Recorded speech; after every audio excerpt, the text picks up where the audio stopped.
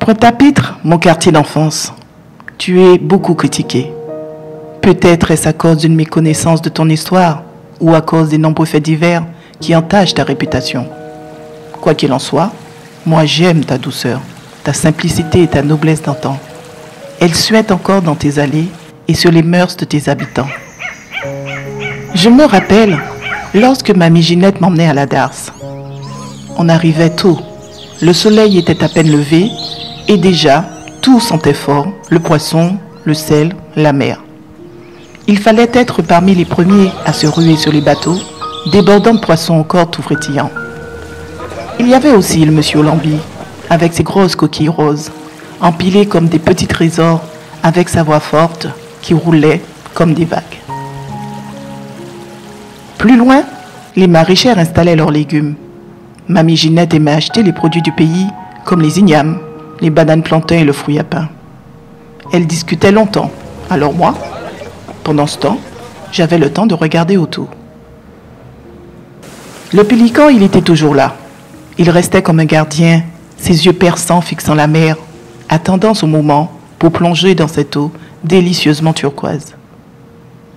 Les autres oiseaux tournaient autour. Des frégates, des sternes et des petites mouettes, comme s'ils faisaient une fête en l'air, attirés par les restes de poissons. C'était un ballet, que disait mamie Ginette. Elle m'a appris à regarder en silence pour bien écouter la mer chanter. Ensuite, elle se rendait au marché aux épices, prendre tous les assaisonnements dont elle avait besoin. Je regardais bien ce qu'elle choisissait comme aromates, car souvent, cela me donnait de précieux indices pour deviner la façon dont elle allait préparer le poisson, soit en blaf, en courbouillon ou en friture. J'aimais particulièrement voir l'arc-en-ciel de couleurs sur les étalages du marché et prendre un bain de toutes ces senteurs. Entre le girofle, la cannelle et la vanille, mes sinus ne savaient plus où donner de la tête.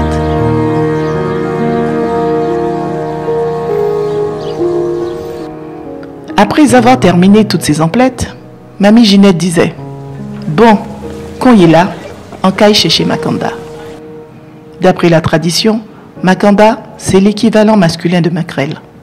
Du coup, je comprenais tout de suite que mamie allait aux nouvelles avant de rentrer à la maison. En déambulant à la rue Frébeau, elle rencontrait tout le temps quelqu'un. Il restait de longues minutes à parler, à parler, à parler. C'était fatigant. J'avais hâte de rentrer me poser dans le grand jardin de sa case traditionnelle, loin de l'agitation du centre-ville. Alors, je prenais mon mal en patience et me contentais d'attendre tout en laissant libre cours à mon imaginaire, stimulé par la vie et les monuments du quartier. En plus, comme je restais sage à chaque fois, elle avait coutume de m'offrir un petit quelque chose pour me récompenser. On passait alors sous les stands des artisans à la rue piétonne, où elle me disait de choisir ce que je voulais. Entre les colliers, les bracelets, les sacs en calebasse et j'en passe, je ne m'en privais pas.